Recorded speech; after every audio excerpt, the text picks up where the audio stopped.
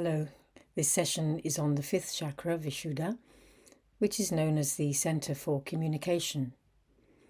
So when it's in harmony, we have a kind of alignment of the head with the heart.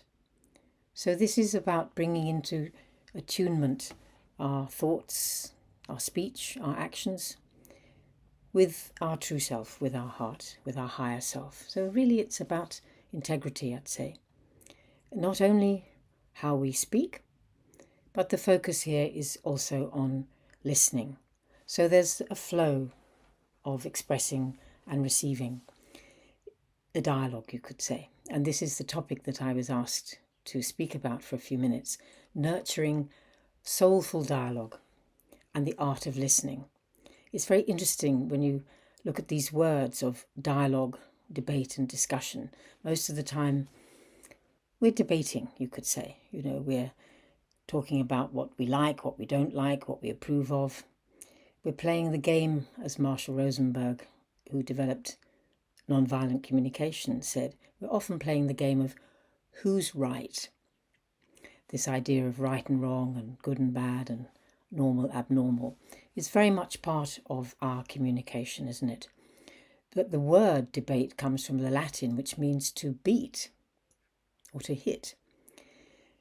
Discussion actually comes from discussere, which means to break into pieces, whereas dialogue is about allowing the word, allowing meaning to come through. So it has a very different quality. It has an emergent quality where we are much more likely to be in connection with our hearts, our head in connection with our hearts, and also in connection with others. So we can start from the intention, our intention of having connection, of retaining a quality of connection rather than going for a particular outcome. So that's where our focus can be, is what is it that's happening in the present moment between myself and another person, and also, what is happening within myself. So when we have opinions, and we have them most of the time, it's very likely that we're going to be in some kind of a debate with somebody else. So if we focus on allowing something to emerge, having an intention of connection, then we find that the sense of presence, being very present in the moment, becomes much more important. And of course, listening becomes much more important. When I was working with students, I used to say, how many ears have you got? And they'd say 2. I say, how many mouths? 1. There we go. There's a proportion that we can use as a guideline if we can listen twice as much as we speak. So much depends on what our intention is. And we choose in heartfelt communication, in soulful dialogue, to focus on this quality of what is it that is alive in the other, what is alive in myself at each moment, rather than trying to win points or trying to be right. There's a lovely quote from Wayne Dwyer when he says, when you have the choice of being right or being kind, choose kind. I have a little story I'd like to share with you. This is a friend of mine that told me what happened in her office when she was working on a project with a colleague. And she had done her part of the project, and her partner in the project, he hadn't completed. In fact, he'd hardly done anything. And so the manager was very upset. They missed the deadline that he had set them, and he was pretty angry. And what her colleague did is actually put the blame on her. So at first, of course, she was really outraged, and in her mind she was saying, but it's, he's a liar, it's so unfair, and so she went to go to talk to him, and, she said, what is this that you're doing this? And he said, you don't know what my life is like. And in that moment, she took a pause. She was fully present. She took a pause, and she made the conscious choice to listen. And what emerged from this man was his story of how his marriage was on the rocks.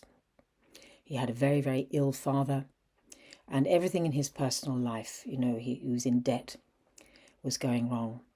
And so when she heard all this, with her heart just opened. And she found then that they could have a dialogue together, what his needs were, what her needs were, how they could then come together to try to work in a different way. She said it was completely life transforming for her, and it gave her this gift of realizing, let's look for what somebody's story is. When we know their story, it completely changes. Which brings us, of course, always to this idea of how can we be fully present and how can we listen? And then the heart, the heart prompts, doesn't it? Like when she told me that her heart was very disturbed as she was having these judgmental thoughts about him. Whereas once they had made this connection and she had listened, her heart was at peace. By the end of the day, she was at peace. So we're trying to nurture something with dialogue. We're nurturing the relationship. We're nurturing the connection. So it does mean this having attention, being fully present, using pause, and not doing what we so often do when somebody's talking, which is to come in quickly with our own story. The same thing happened to me. It's like that in my office too. And off they go with their story. Or perhaps, if somebody's really worried, saying, don't worry. Or if they're, feeling sad, don't be sad. It's extraordinary how we tell people not to feel what they're feeling. I'm feeling just so angry. Oh, don't be angry. But I am angry. So, and then the other one we often do when somebody's telling us something is to come up with an instant solution, a quick fix. So with this quality of heart-to-heart connection, it may take a little more time, but probably we'll find that it's worth it to pay time, to give time to the relationship rather than a particular aim, a particular outcome. And when we're speaking, it's worth remembering how our words carry vibration, they carry energy. Words have power. So if we can use them wisely and have the intention as we speak not to hurt anyone's heart in the least. This is a teaching from one of the guides in heartfulness. So we'll find then, if we're able to do this and consciously look for the best in other people and in ourselves, which takes a lot of practice, doesn't it?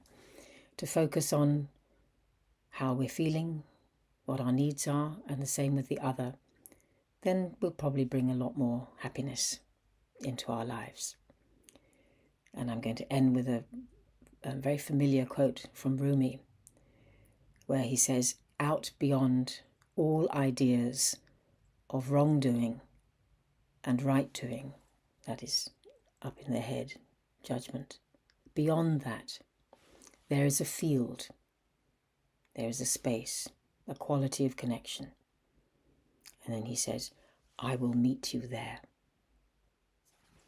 Thank you.